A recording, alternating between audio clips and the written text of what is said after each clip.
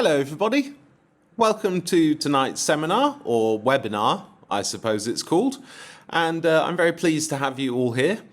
Today we're going to be talking about problems with IELTS speaking and about why people get stuck.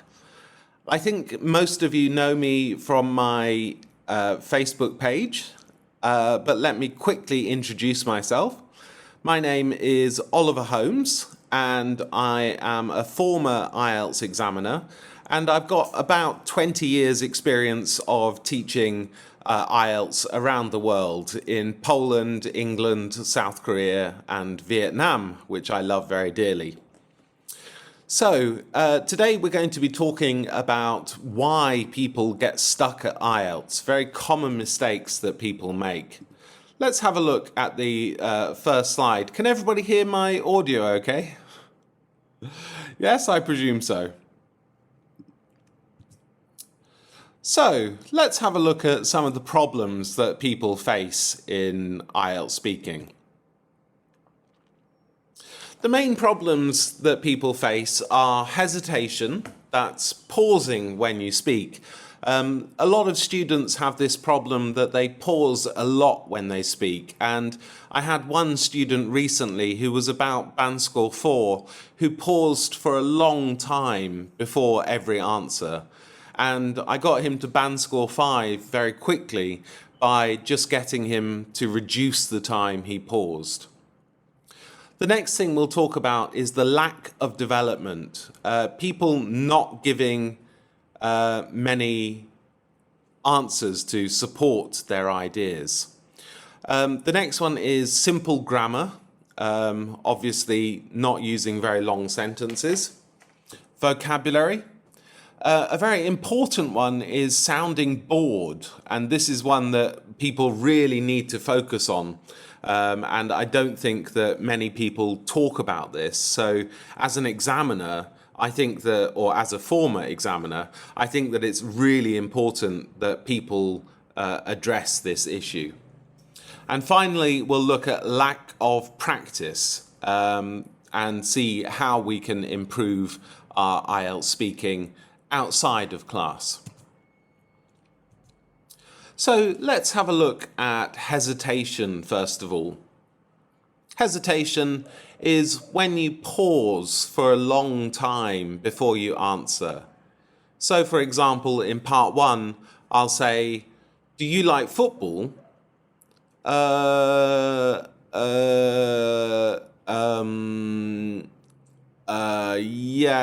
I like football. Okay, so there's a really long pause. It's not necessary. Just speak really quickly. Repeating words. This is another sign that reduces your fluency mark. So do try to structure your speaking very carefully so you don't repeat words. Starting and stopping. Again, this is introducing long pauses into your speech, and we really need to try and avoid those long pauses. So let's have a look at these issues and some solutions for these issues.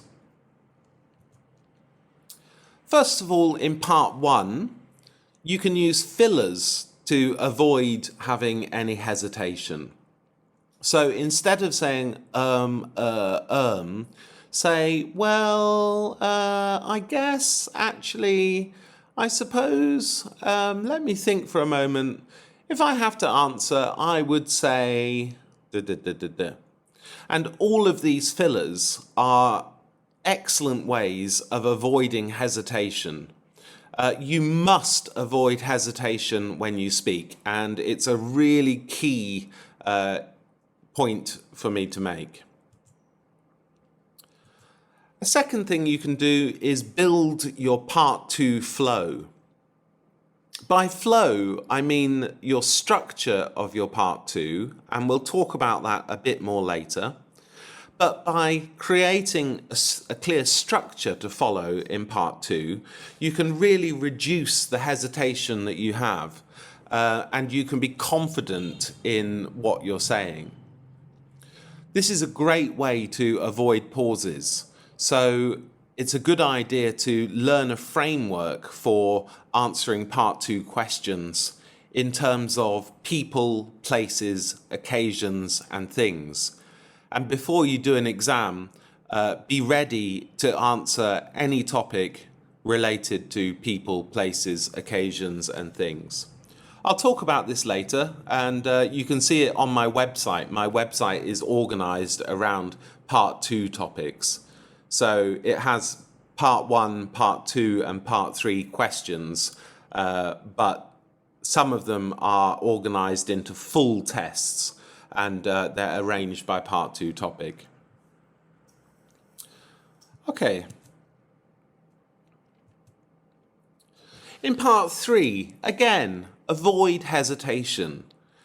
I know that the questions are more difficult in part 3, but it's a really good idea to use buying time language, like, that's a really difficult question. Let me think about that for a moment.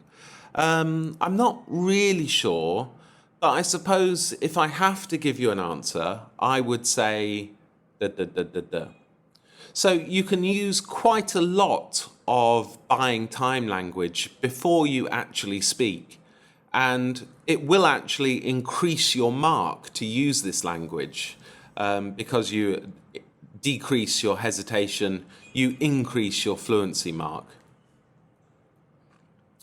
It's also a good idea to structure your ideas, use discourse markers, and we'll talk about them more later, and use a concluding statement. So, for example, basically, if I had to choose any topic, I would choose this one.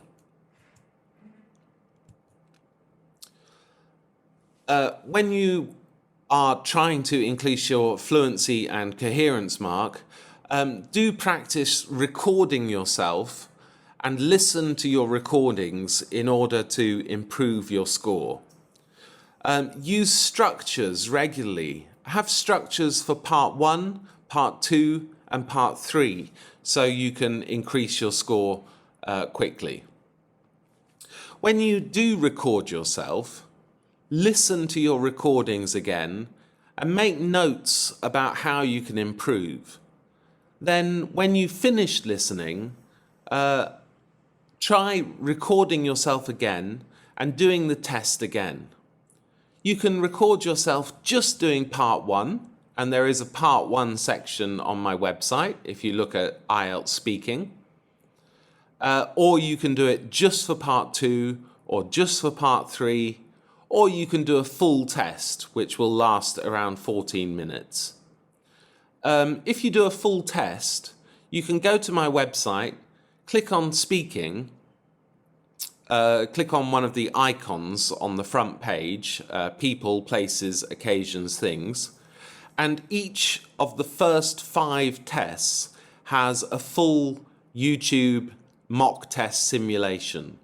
So it's me, as a former examiner, giving you a mock test, and you can do a real test and feel what it feels like to actually be in the exam with the examiner listening to you.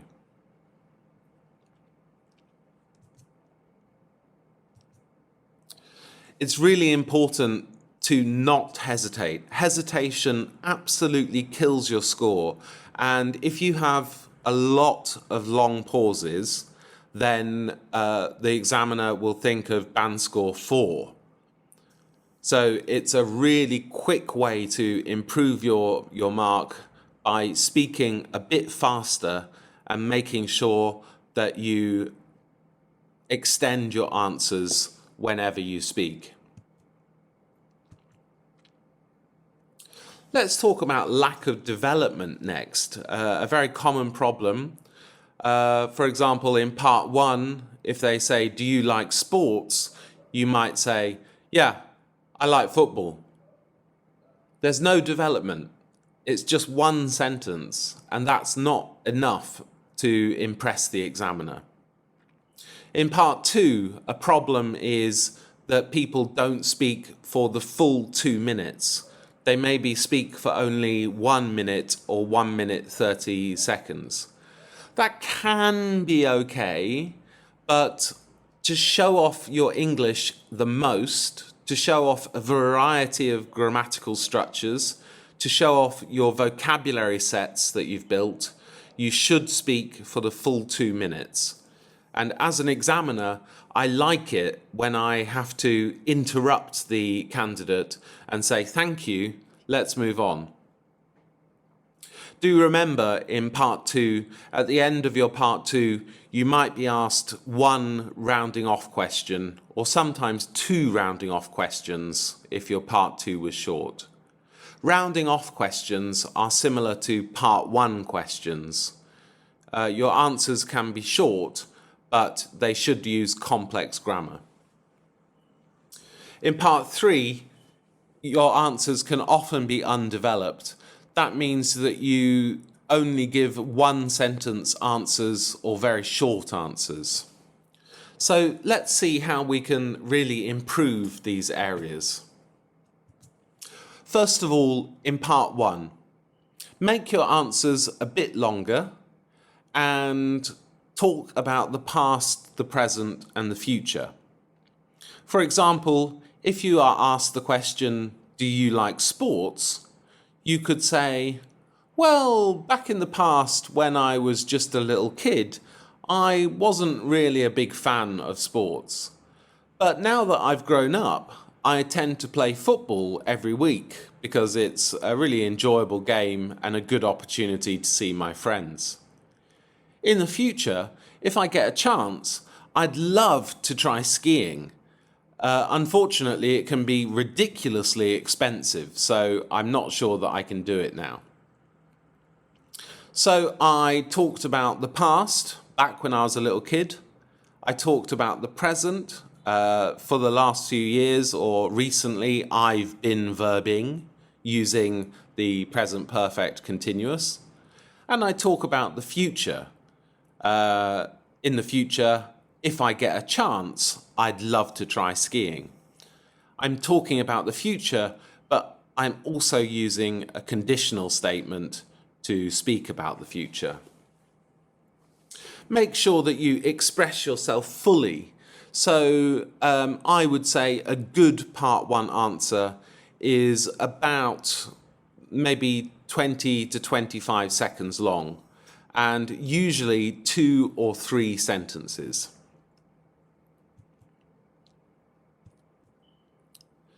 In part 2, to avoid a lack of development, structure your talk. By structure, I mean have an introduction, and I like to teach people to use a similar introduction for every part 2. Basically, the part 2 question will be describe something, and in your answer you can say, well, actually, I know loads of different somethings, but if I have to talk about one thing, I'd like to talk about X, which I first encountered when I was just a little kid.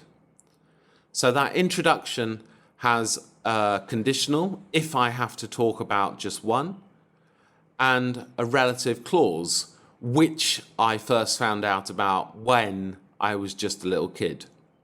So it's a really nice, long, complex sentence and a good grammatical start to your part 2 talk.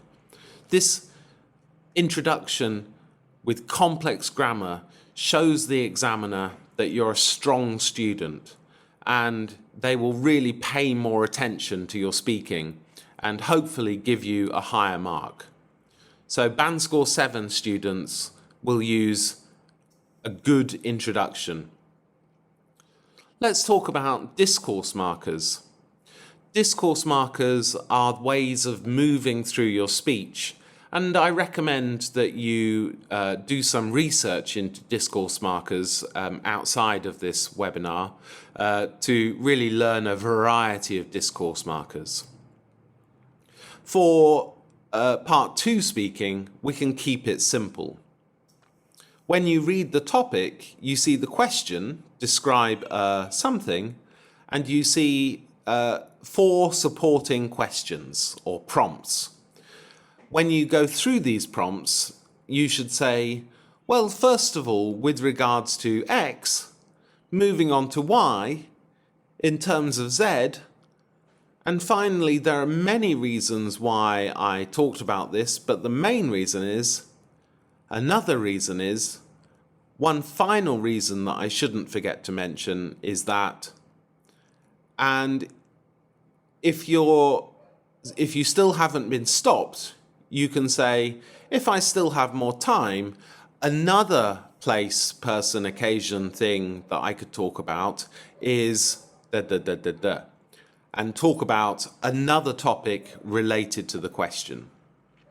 It's absolutely fine to talk about two topics in part 2, and I actually recommend to my students that they prepare before the speaking in the 1-minute preparation with 2 topics to speak about.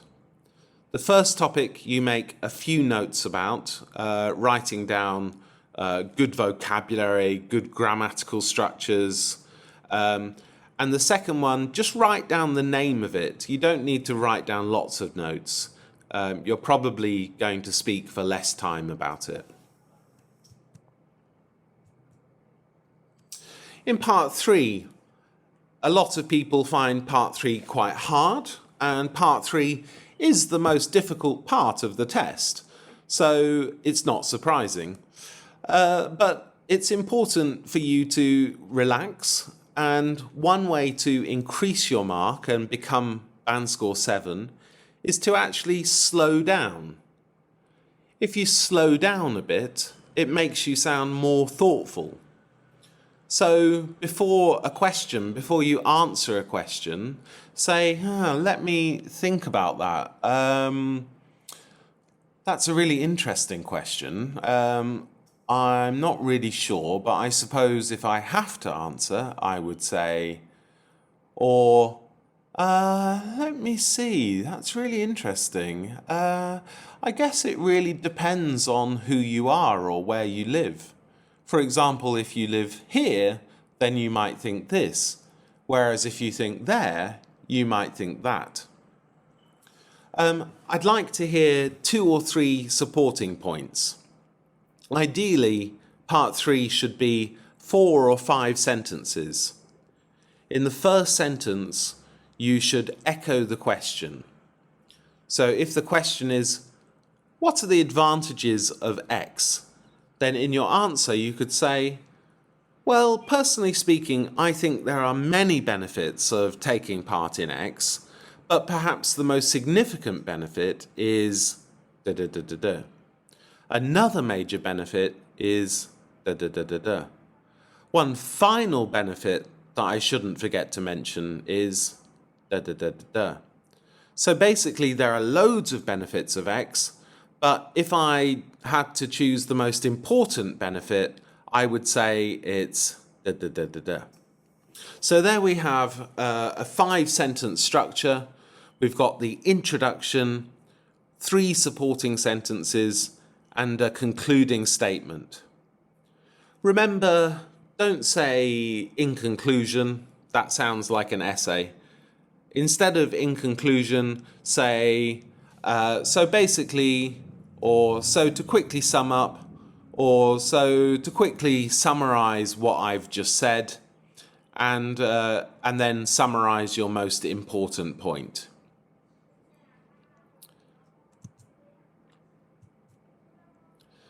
Another common problem in IELTS is using very simple grammar. Simple sentences with just subject, verb, object. I have a dog. She likes pizza. They can swim. It is raining. If you use short sentences a lot, then your band score is around 4. If you attempt complex sentences, but you nearly always make mistakes, you can get band score 5. If you occasionally make a correct complex sentence, but you don't use them that much, then it's band score 6. If you use them regularly, but you make lots of mistakes, but a few of them are correct, then it's band score 7. Band score 8 means that most of your long complex sentences are correct, and band score 9 means all of them are correct and you're using a variety of complex structures. So let's have a look at some of these complex structures we can use in all parts of IELTS speaking, part 1, part 2, part 3. Every part you can show off your grammar, and in every part you should show off your grammar. Part 1 is still important. In part 1, you should immediately be using complex sentence structures. In part 2, always practice using complex sentence structures. In part 3, you should have complex sentence structures prepared, ready to use in part 3 speaking. So, use conditionals, use relative clauses like the person who, the time when, the place where. Conditionals like if I get a chance, if I get an opportunity, if I were rich, if I had more money, if I lived in another country, I would do something. And you can use a variety of complex structures like unless we improve quickly, the problem will get worse. Or despite the fact that the developing nations have a lot of money, they still haven't dealt with the problem of X. So use a variety of these structures to get band score 7.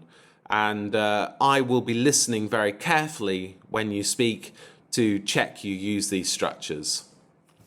A lot of you are members of my Facebook group.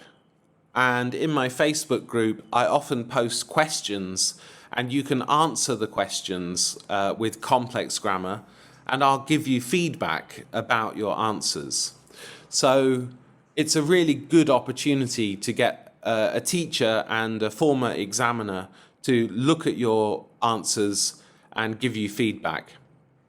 I really encourage you to go into my Facebook group and to post your questions or post your answers there as comments to my questions.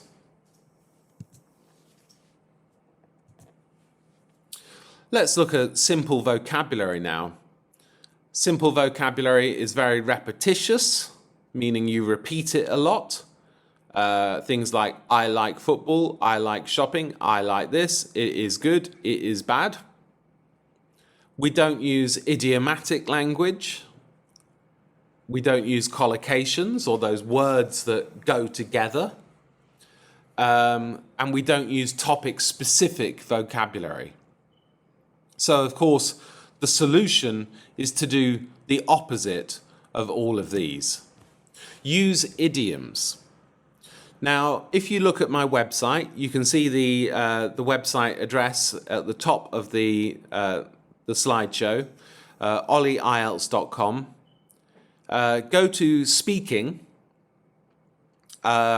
Just go to the menu, choose speaking, and in the list of speaking topics, there's one that says idioms and collocations. If you click on that, you'll get a list of 10 of the most common areas for using idioms and collocations. And I think, personally, if you study those 10 areas and you learn those 10 areas and you apply them to a variety of questions that you can find on ollieielts.com, then you're prepared for pretty much every question in part 1 and part 2 of the speaking test.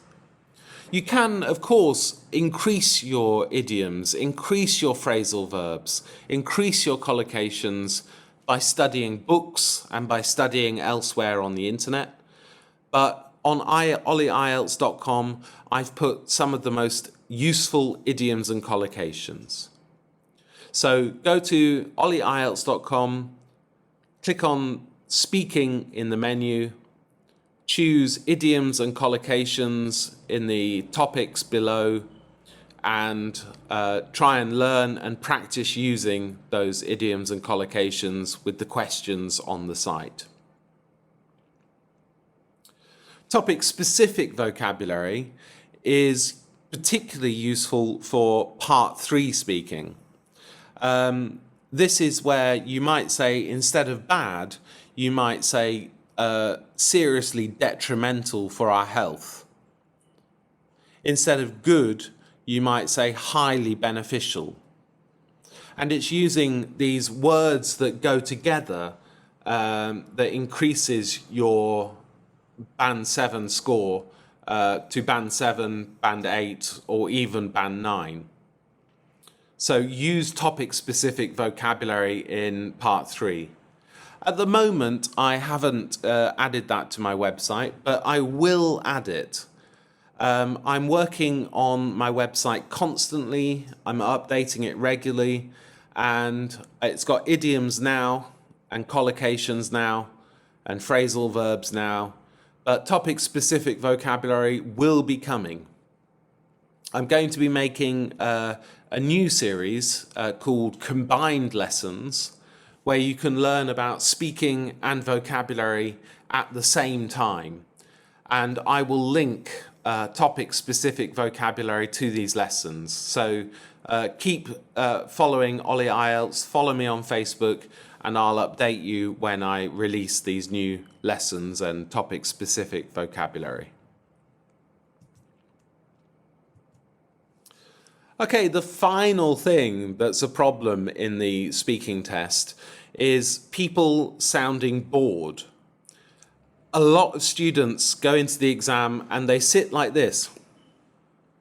And they just speak like this, and there's no emphasis, and they don't look at the examiner.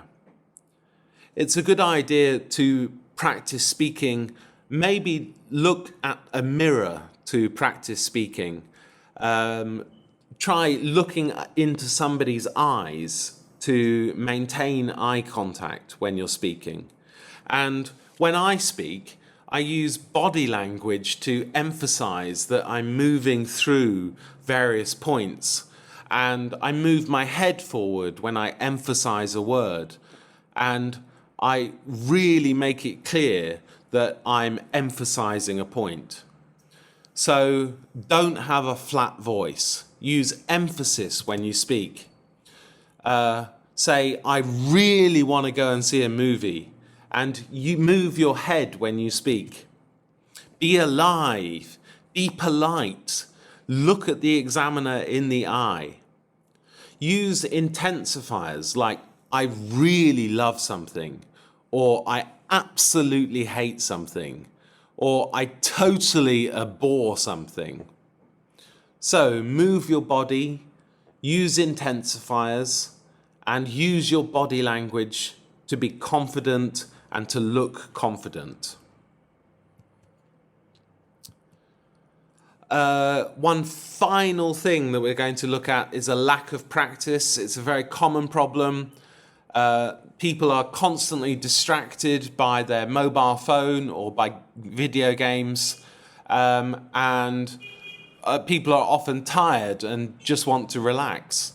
So I have tried to make my resources very clear and organized on ollieielts.com, so you can practice with organized topics, organized in terms of people, places, occasions, and things. Build up your vocabulary sets. That's sets of language to talk about people, places, occasions, and things. Build up vocabulary structures. Just have a list of these grammar structures before you do the real test. Write them down and practice speaking. Try using real tests in the IELTS speaking part of my website. You can go to the full tests by clicking on speaking in my menu, and click on 100 tests, and then you'll see the whole list of 100 tests, and you can record yourself speaking and listen to yourself, improve your answers, write down improvements, read the model answers that are supplied with the first 5 tests of each section. So there are 20 tests which have model answers that you can use to read and to improve your own answers. So have a look at the website. I'd recommend opening it in your browser.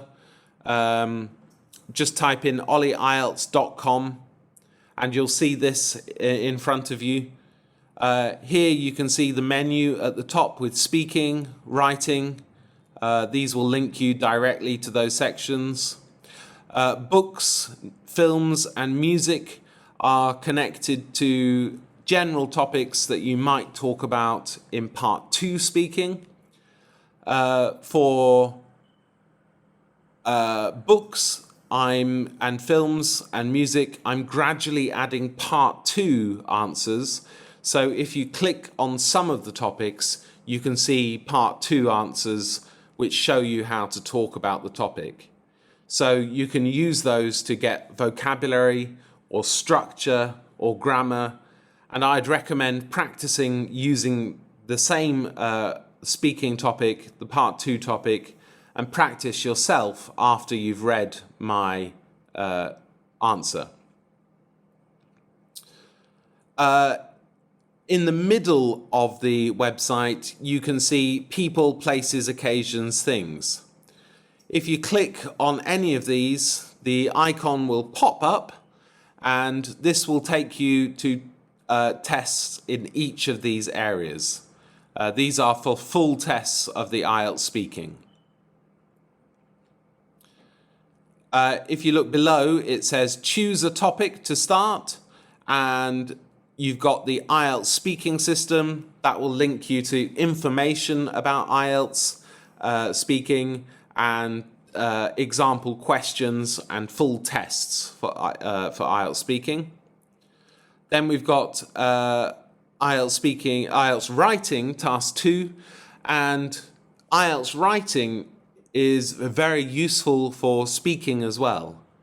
If you're practicing part 3 speaking, then you can look at the writing section.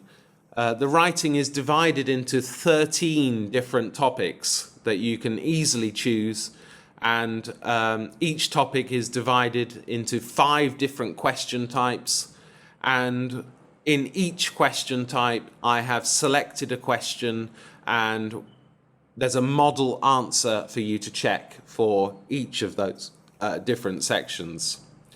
So please explore the website, have a look around. There's a lot of pages, I think over 250 pages of this website now. So there's a lot to explore. But I would recommend just clicking on speaking and writing, having a look at that. There's a new section below the writing section. There's a new combined lesson section for matcher production. I would click on this if you're interested in seeing how to link your speaking and writing together. So on the matcher page, there's a task 1 writing, and there's a part 1, part 2, and part 3 speaking. I will be adding more